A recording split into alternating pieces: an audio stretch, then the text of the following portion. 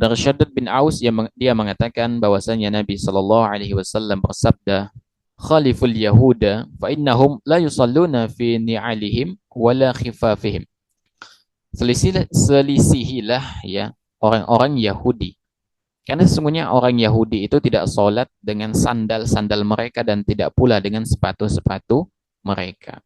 Ini disebutkan dalam Sahih Sunan Abu Daud. Jadi di zaman Nabi SAW, ya, tempat ibadahnya orang sinagog, berarti sinagog itu ketika orang Yahudi masuk ke sinagog, ya, mereka itu tidak menggunakan alas kaki mereka, ya, dilepas di luar gitu kan.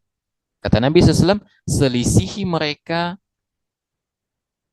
dalam perkara ini.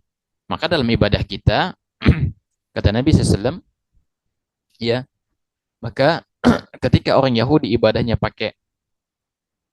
nggak pakai sendal, nggak pakai sepatu, nggak pakai alas kaki, maka sholatlah kata Nabi SAW menggunakan sendal dan sepatu. Ya, karena memang masjid dulu lantainya kan memang lantai masih di atas tanah ya, nggak pakai yang sekarang pakai marmer segala macam, pakai karpet gitu kan. Nah, penerapan hadis ini di zaman sekarang, pertama jika masjid itu menggunakan karpet gitu kan, maka tidak dianjurkan sholat menggunakan sendal. Karena ada maslahat yang lain. Ya, kalau antum misalnya di masjid itu karpetnya udah bagus, masuk pakai sendal, pakai sepatu, digebukin antum pasti. Orang gila gitu kan. Dan menjaga kebersihan masjid ini adalah kewajiban. Antum tuh sendal sepatu antum ada debuhnya itu di telapaknya, antum bawa ke masjid, bawa masuk dalam masjid nginjak karpet kotor. Oleh karena itu, ya, karena memang di zaman Nabi SAW tidak menggunakan karpet, ya, maka ini dikembalikan kepada uruf, ya, kondisi yang berubah begitu, ya.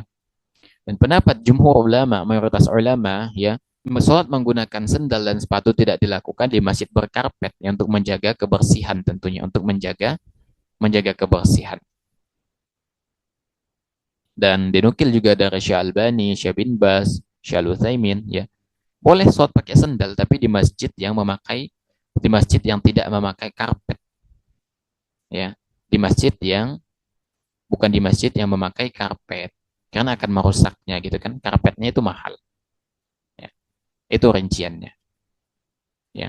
Kalau misalnya sholatnya di lapangan, di tanah, di halaman tempat umum, maka sunnah melakukannya, misalnya sholat di tengah lapangan gitu kan, ya.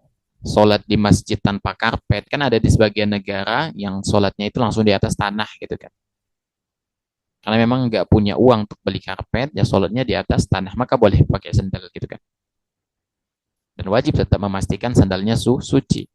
Karena Nabi SAW pernah dalam sholat ketika mengimami pakai sandal, tiba-tiba Nabi SAW melepaskan sandal dan menjauhkan sandalnya dari beliau. Diikuti oleh para sahabat. Dan ternyata alasan Nabi SAW ya apa? Nabi SAW diberitahu oleh Jibril bahwa di sandal beliau itu ada najis gitu. Sehingga beliau melepaskan sandal beliau. Alaihi salatu wassalam. Itu menunjukkan bahwasanya, ya, ada kondisi kita boleh menggunakan sandal, ada kondisi kita, ya, tidak boleh menggunakan sandal gitu kan. Tadi kan jelas Nabi SAW maslahatnya, Nabi SAW sholat sebelumnya pakai sandal, tapi karena ada najis ternyata, maka Nabi lepas. Akhirnya Nabi sholat nggak pakai sandal. Ini menunjukkan bahwasanya boleh pakai sandal kalau memang kondisinya memang mendukung, ya. Tapi harus dilepas karena memang ada suatu keharusan. Misalnya pakai karpet kan nggak mungkin pula, ya. Kita sholat di masjid dekat rumah kita pakai sandal di dalam masjid kan aneh gitu kan, meskipun sunnah, memang meskipun sunnah.